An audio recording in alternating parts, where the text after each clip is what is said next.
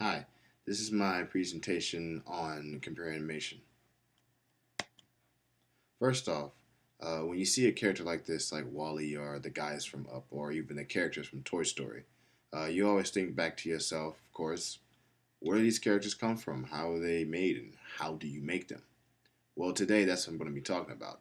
Today I'm just going to simply give you not an in-depth look, but basically just the basics of what is done just to make a character and put them into the scene.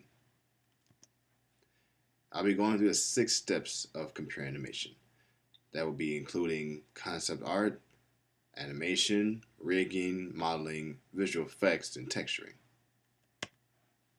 The first step is, of course, concept art.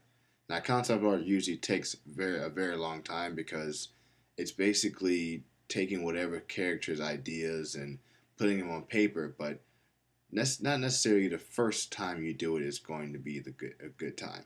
Sometimes you have to do it over and over again until you get exactly to the point where you want it to be. And then that makes it look good for the next phase, the 3D modeling phase. 3D modeling is basically taking all those drawings that you worked so hard for, put them into like one compact image, and finally modeling that image through the computer and having it come out to be a final product, a model. And then there's the rigging part. Now, rigging is when you take that 3D model and you basically give it controls. We call this the basically giving it a skeleton. Now, I say that because when it's in 3D modeling, when a 3D model is made, it can't move. It's just a hollow, basically like a clay model. If you've ever seen one, you can't move them. They're just like statues. When we rig things, we give them control so that you can move these objects for the next phase, which is animation. Now, animation is when we give the character life.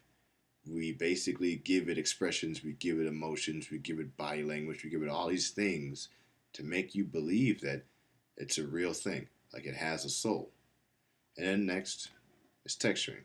Now, texturing is a big thing because texturing, even though it seems like a simple process, it's actually a really big difference between a textured model and just a regular model.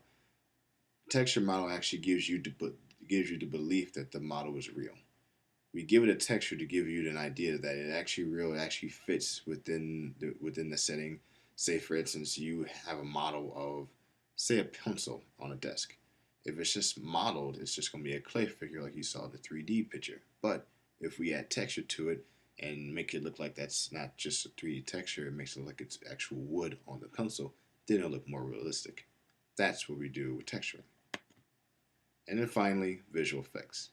This is where we add the lighting, the polishing, and all the finishing touches basically to make that final project look great. In this picture, it basically shows exactly what I mean by that. In this picture, you see you have the lights, you have the glow effect coming off of his arm, and then you have the light in front of him that's glowing, and then you have the stars in the sky, and he's able to touch the stars and everything. That's the final polished visual effects that is implemented at the very end at the very end of the process.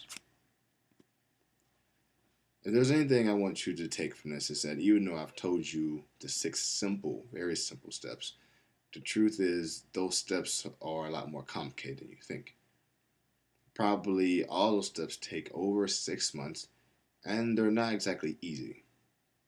So, is there anything you can take from this that to make these movies, it's not easy and it certainly isn't long, but the people who do these things obviously love what they do and they have a passion for doing it.